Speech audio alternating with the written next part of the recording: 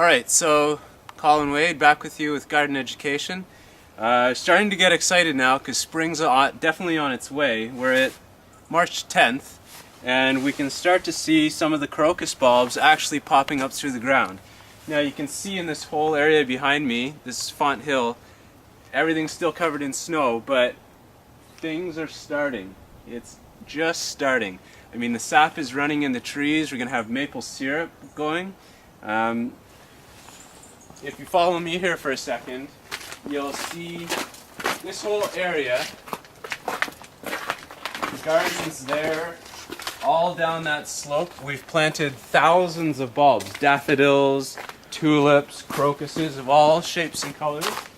And we're going to come back to this property every once in a while just to show you the progression as the spring comes. Things get warmer and all this snow melts away, but it's beginning. Alright everybody, we're back again. Really excited to see more bulbs on another property. As you can see, these are tulips. We planted these a couple years ago and it's March 10th, so we're going to see these bulbs come up in a couple weeks, a little bit more, and then hopefully bloom in mid-April. Another thing I want to point out is burlap. These two junipers here, we burlapped in December. And it's important to burlap because it really protects the plant from desiccation from the wind. And because it's March 10th now, we're going to take these out. These trees are going to start to take up water very soon. You could probably get away with taking them off by the latest, let's say, last couple days of March, but it's not too early to take them off now, so we're going to do that.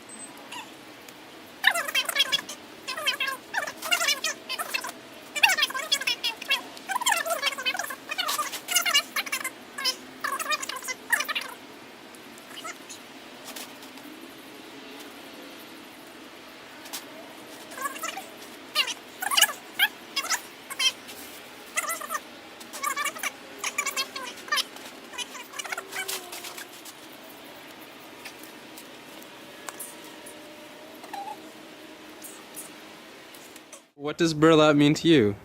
What is this thing called burlap? Kind of smelly. Gets stinky. Yeah, it is a little stinky.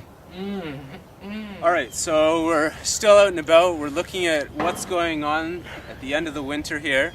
And we stopped off, we just parked on this street here and we looked over. And this is incredible. This is a perfect example of why we want to protect the bases of trees. We all know the spin line trimmer, you know, the thing that the landscapers use. It's a little, thing that spins around. It cuts down weeds, it cuts down grass and fence lines and around trees and different things like that. Well, here's a perfect example of what it does to wood. These wood posts, over the years, the spin line trimmer has been hitting them and hitting them and hitting them. And it looks like a beaver's taking this thing out. And all the way along, like every single one of these is looking like this. So we come over here to like a larger tree that's been here for a while, and some of these trees are better, some are worse, but you can start to see, this has been hit quite a few times all through here, and there is a lot of damage. There's callousing that's building up there, so this is not good for the trees. And then if we start to look over here, the good thing is times are changing. As we grow, we learn, learn new things. So on the younger trees here, you can start to see a bit of a mulch ring, so that when they come around with that spin line trimmer, they're not hacking away at the bark. And because a lot of people don't know, the growth of a tree happens on the very outside ring of it, right underneath the bark. That's where all the growth and that's where the nutrients are flowing up and down. So you take that out and you're basically killing the tree. It's called girdling. So, ideally, what we'd want to do with these trees is we'd want a mulch ring around them to the drip line, or to, the tips of the branches where that comes down. Ideally, we could restore this whole thing, take out all the lawn, but we won't go there today.